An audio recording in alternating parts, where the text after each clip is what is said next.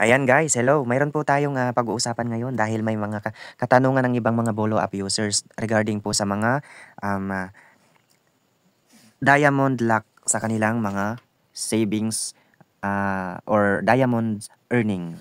Ayan.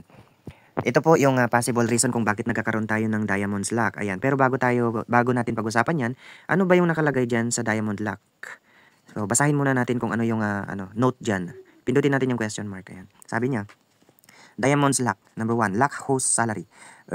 Zero. Earn zero from gifts to unlock. For the mutual benefits of host and the platform, part of the host salary requires earning a certain amount of diamonds to unlock. Number 2, lock risky diamonds. 87.80. Auto unlock in 3 days. If potential risks are detected, diamonds will be held pending review. So kung nakikita nyo po, meron po tayong 87.80 dyan na 87,080 na diamonds lock. So ang nasa available ko lang ngayon na pwede kong i-exchange coins is nasa 17,000.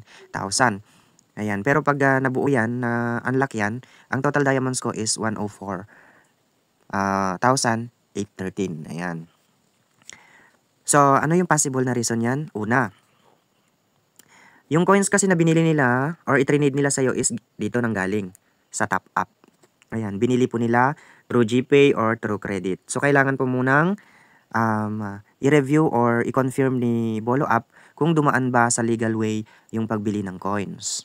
Ayan. Kaya kailangan muna nilang i-lock iyan para after 3 days, pwede rin nilang i-release at may dagdag ito sa mga total diamonds ninyo or may dagdag siya dun sa diamonds available ninyo. Ayan. Ang isa pa, guys, na reason or possible reason yan kung bakit kailangan mo nang i-confirm yung mga coins na or diamonds na naka-lock sa inyong diamond earnings is hindi naman po natin may kakaila na madami na ngayon ang mga hacker na gumagamit ng third party kung saan nila nilalagin yung mga account nila upang mag-generate ng mga unlimited coins doon sa mga account. Ayan. Isa sa mga paraan nila yon ng pandaraya.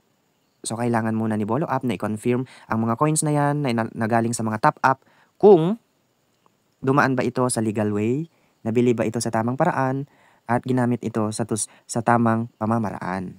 Ayan. Kaya wag po kayong mag-alala dahil ang mga diamonds lock na yan, after 3 days naman nilang ma-confirm na dumaan sa legal, ay may dadagdag din sa total diamonds nyo na pwede nyong ma-withdraw. Ayan. Ganun lang po yung paliwanag niyan.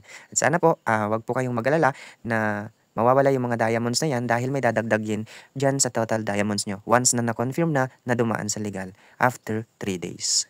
Maraming salamat po sa panonood.